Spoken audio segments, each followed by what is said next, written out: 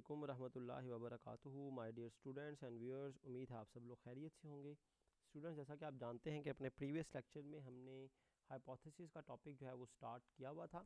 Hypothesis के हवाले से अब तक हम ये डिस्कस कर चुके हैं कि हाइपोथेसिस जो है ये एक टेंटेटिव स्टेटमेंट्स होती हैं जो कि आप अपने प्रीवियस स्टेप की बेस पर, जो प्रीवियस स्टेप आपने परफॉर्म किया होता है बिजनेस रिसर्च प्रोसेस में, थ्योरेटिकल फ्रेमवर्क, उसमें जो आप वेरिएबल आइडेंटिफाई करते हैं उन वेरिएबल्स की बुनियाद पर आप हाइपोथेसिस जनरेट करते हैं।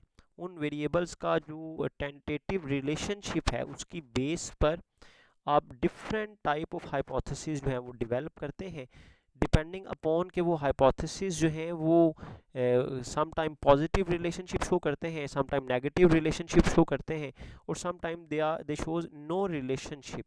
तो हमने डिफरेंट टेंटेटिव स्टेटमेंट्स जो हैं वो डिज़ाइन करनी होती हैं, जैसा कि हमने ये डेफिनेशन में भी पढ़ा था। Hypothesis can be defined as logically conjectured relationship between two और more variables expressed in the form of testable statements. Relationships are conjectured on the basis of network of associations established in theoretical framework formulated for research study.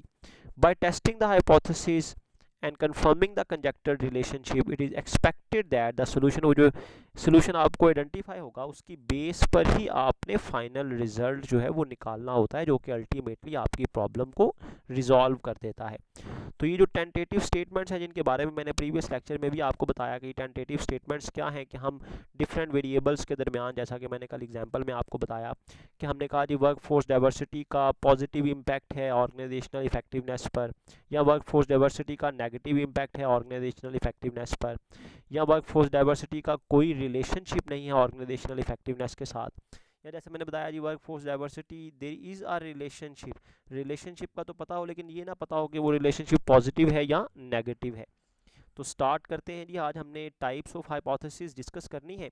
सबसे पहले हम discuss करते हैं जी types of hypothesis में उसके format के लिहाज से है। फर्स्ट है जी if then statement. If then statement का मतलब ये है कि आप इफ़ और देन का इस्तेमाल करके दो वेरिएबल्स का रिलेशनशिप जो है वो डिफाइन करते हैं, इधर वो पॉजिटिव हो या नेगेटिव हो। बहरहाल वो इफ़ और देन दो प्रपोजिशन का इस्तेमाल आप करते हैं टू एग्जामिन वेदर और नॉट द कंजेक्टेड रिलेशनशिप और डिफरेंसेस एग्जिस्ट, कि क्या रिलेशनशिप एग्जिस्ट करता है या डिफरेंसेस एग्जिस्ट करते हैं। देखिए दो वेरिएबल्स के दरमियान रिलेशनशिप भी हो सकता है और डिफरेंसेस भी हो सकते हैं। These hypothesis can be set, ये हाइपोथेसिस सेट किए जाते हैं इधर एज अ प्रपोजिशन और in the form of if then statements. The two formats can be seen in the following two examples. ये दो आप फॉर्मेट देख सकते हैं।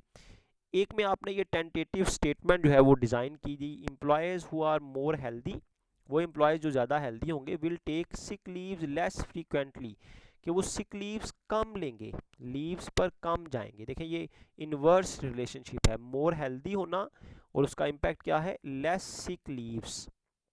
इसमें हमने दो वेरिएबल्स का रिलेशनशिप शो किया, टेंटेटिव रिलेशनशिप, कि भाई शायद ऐसा हो। देखें हमेशा ऐसा नहीं होता, समटाइम हेल्दी एम्प्लॉयज़ भी ज़्यादा सिक लीव ले रहे होते हैं, आदत उनकी ऐसी होती है, या वो ज़्यादा डिटर्मिनेंट नहीं होते, जो है वो हार्ड एफर्ट्स नहीं करना चाहते, या वो लेज़ी पीपल होते हैं कि हेल्दी होने के बावजूद वो सिक लीव ज़्यादा ले रहे होते हैं जानबूझकर।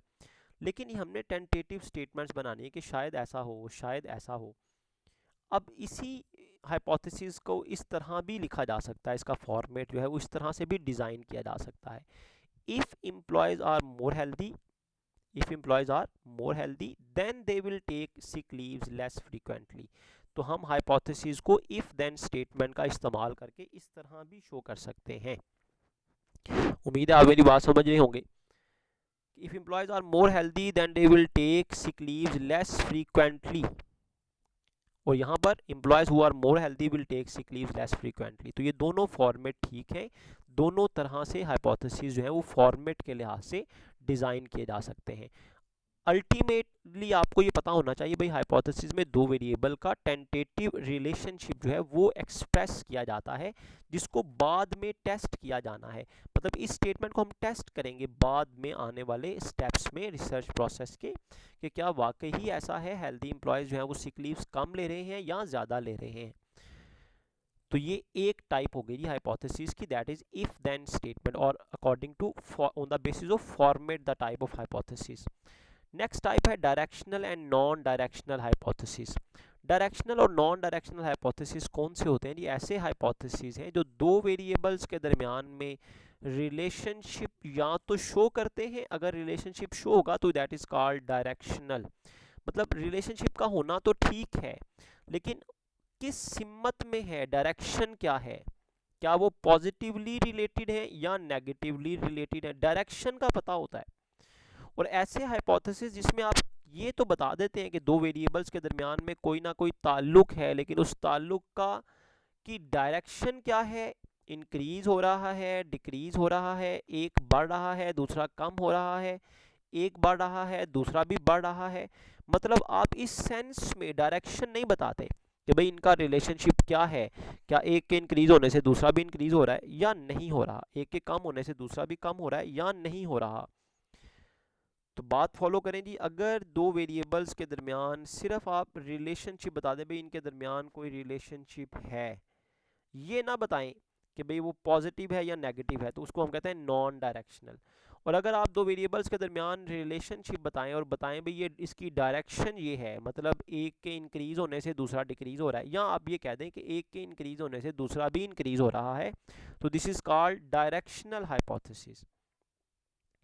तो स्टार्ट करते हैं जी। If in stating the relationship between two variables और comparing the two groups terms such as, अगर दो वेरिएबल्स के दरमियान में रिलेशनशिप या दो वेरिएबल्स को कंपेयर करने के दौरान जो रिलेशनशिप है वो positive, negative, more than, less than और like are used, then these are hypotheses are directional hypothesis because the direction of relationship between the variable is positive and negative, क्योंकि relationship को positive और negative की शक्ल में बयान किया जाता है।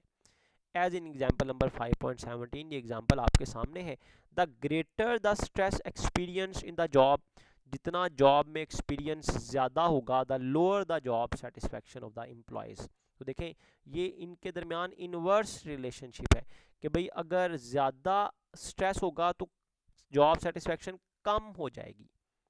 Between the two groups on the variable more than less then is postulated, postulate करना, वजाहत करना इस अंदाज में कि बताया जाए भाई एक वेरिएबल के बढ़ने से दूसरा बढ़ेगा या कम होगा, एक के कम होने से दूसरे में इजाफा होगा या कमी होगी, एक के इंक्रीज होने से दूसरा डिक्रीज होगा या इंक्रीज होगा।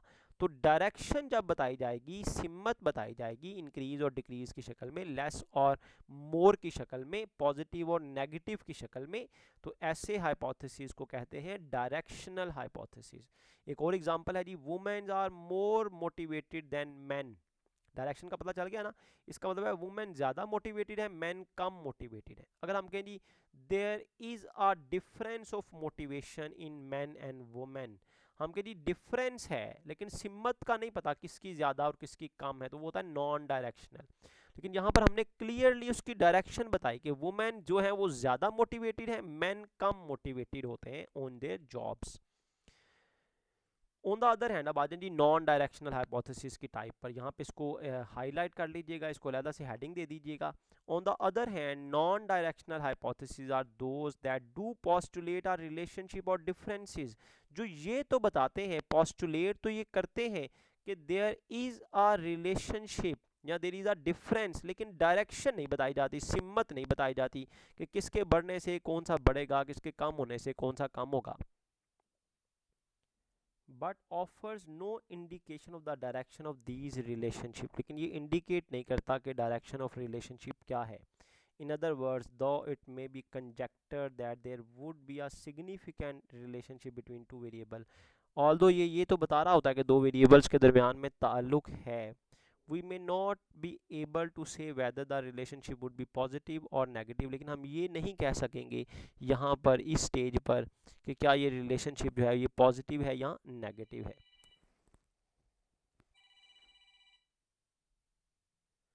We may not be able to say whether the relationship would be positive or negative, हम ये नहीं कह सकेंगे कि रिलेशनशिप पॉजिटिव है या नेगेटिव है, but there is a relationship,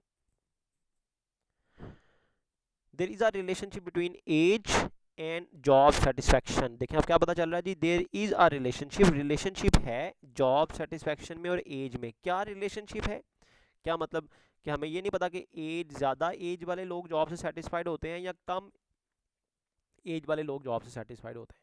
तो रिलेशनशिप तो है एज और जॉब सेटिस्फेक्शन का, लेकिन पॉजिटिव है नेगेटिव है, एज ज़्यादा होने से सेटिस्फेक्शन कम होती है या एज के कम होने से सेटिस्फेक्शन ज़्यादा होती है, हमें इसका नहीं पता, रिलेशनशिप की डायरेक्शन का नहीं पता।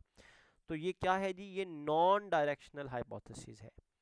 एक और एग्जांपल देख लें जी, there is a difference between work ethic values, काम करने के जो असूल होते हैं ना, जो इकदार होती हैं, फ़र्क है उनमें अमेरिकन में और एशियन एम्प्लॉयज़ में। अमेरिकन एम्प्लॉयज़ की वर्क एथिक्स, काम करने की जो इकदार हैं, और एशियन एम्प्लॉयज़ की जो वर्क एथिक्स हैं, इनमें फ़र्क है। फ़र्क का मतलब है, देखिए फ़र्क है, अब किसकी बेहतर है, किसकी नहीं बेहतर, किसकी सुपीरियर है, ये नहीं हमें पता, लेकिन इतना पता है कि डिफरेंस ज़रूर है। जो वर्क एथिक्स हैं उनमें डिफरेंस ज़रूर है। एशियंस के और अमेरिकन के वर्क एथिक्स में डिफरेंस ज़रूर है, लेकिन उस डिफरेंस की डायरेक्शन क्या है ये हमें नहीं पता। क्लियर, मतलब उसमें अमेरिकन की बेहतर है या एशियंस की बेहतर है ये नहीं पता हमें। ओके, तो ये हो गया जी नॉन डायरेक्शनल हाइपोथेसिस। तो अब तक देखें जी, हमने हाइपोथेसिस की 4 टाइप्स पढ़ ली हैं। एक में इफ देन का इस्तेमाल हुआ है, एक में विदाउट इफ देन हमने हाइपोथेसिस की स्टेटमेंट जो है वो ड्रॉ कर ली। एक है डायरेक्शनल और नॉन डायरेक्शनल, मीनिंग तो वही है जो आपने ऑलरेडी पढ़े हैं। डायरेक्शनल मतलब जिसमें डायरेक्शन होगी plus minus positive negative less than equal less than more than की शक्ल में।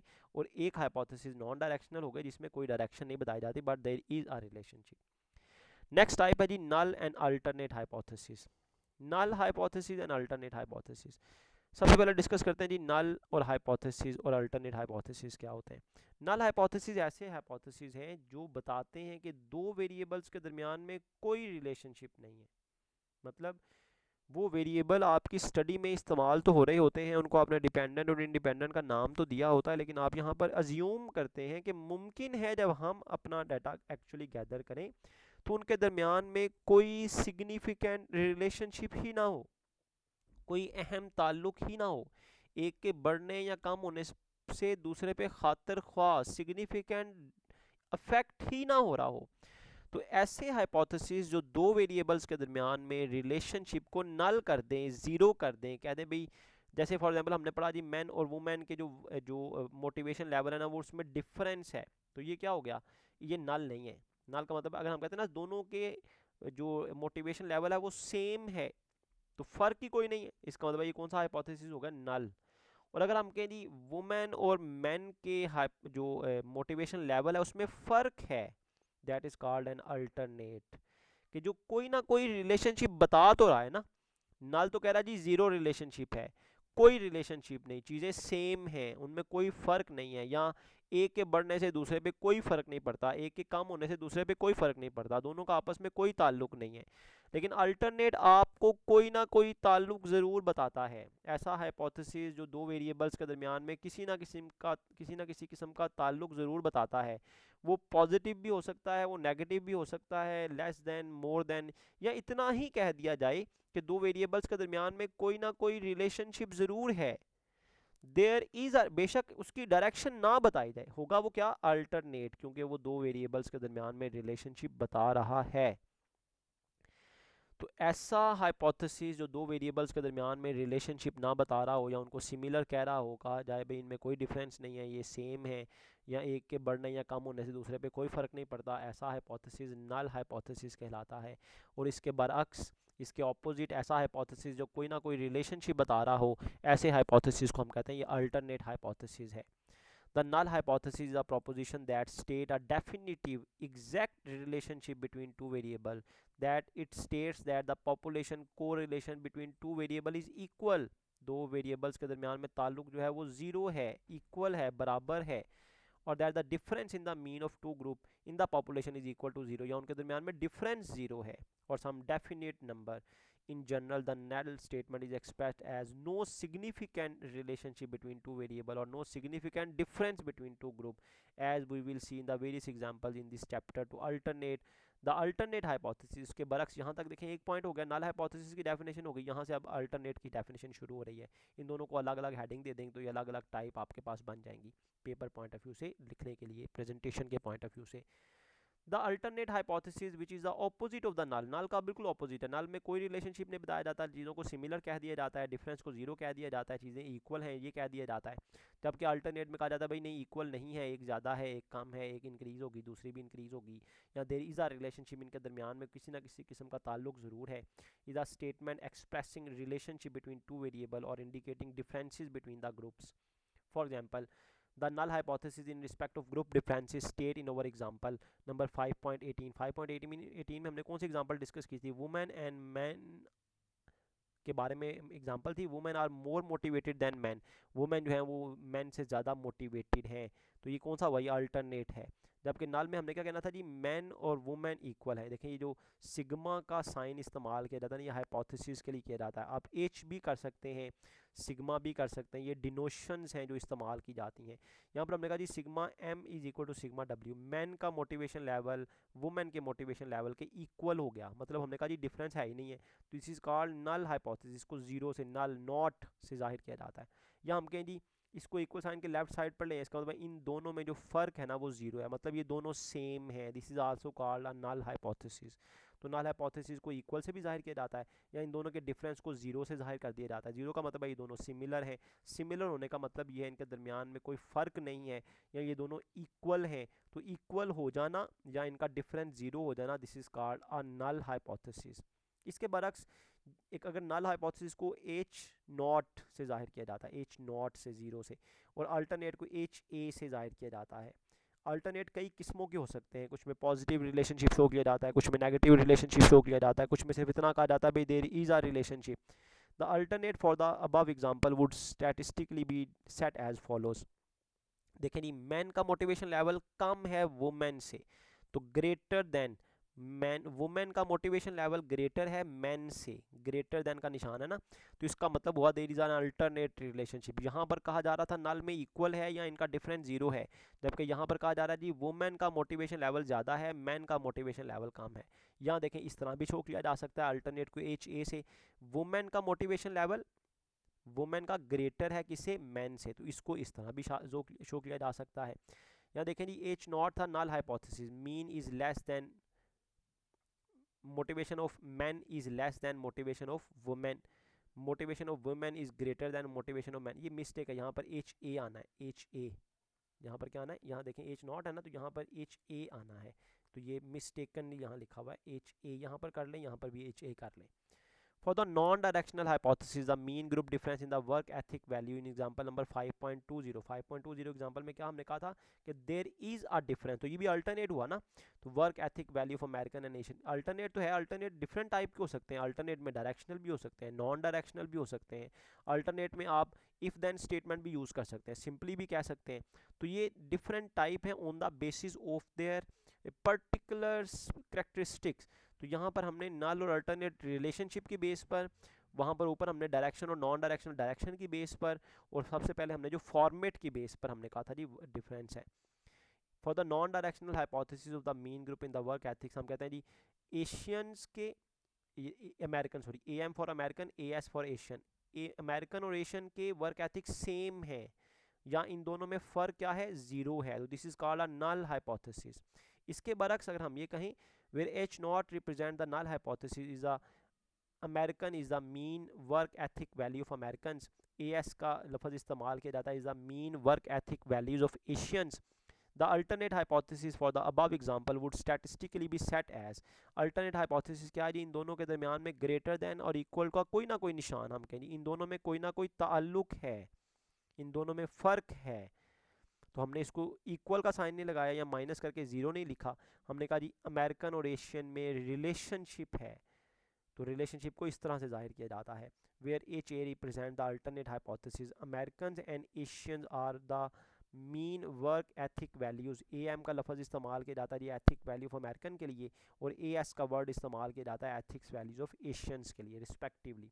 अगर इसको आप डिनोट करें तो इस तरह डिनोट कर सकते हैं, The null hypothesis for the relationship between the two variable in the example would be there is no relationship between stress experience on the job and the job satisfaction of the employee. ये null hypothesis है जिसमें हमने कहा जी there is no relationship, stress experience जितना stress होगा और job satisfaction का आपस में कोई ताल्लुक नहीं है, तो H naught is equal to 0. Which represents the correlation between जो ताल्लुक है stress के दरमियान में और job satisfaction के दरमियान में, which in the case is equal या no relation, कोई ताल्लुक इनका आपस में नहीं है.